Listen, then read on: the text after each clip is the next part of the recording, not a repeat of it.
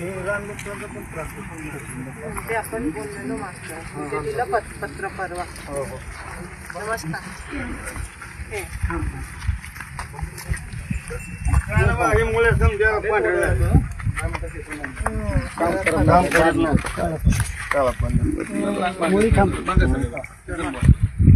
नमस्कार.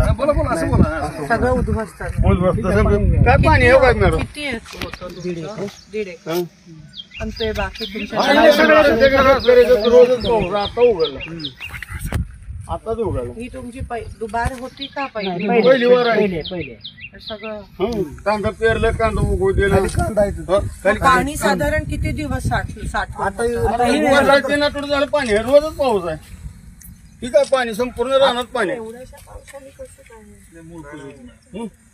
म्हणजे अवकाळी होता म्हणून ताई काय झालंय आपल्याकडे 7 मे पासून पाऊस सुरू झाला.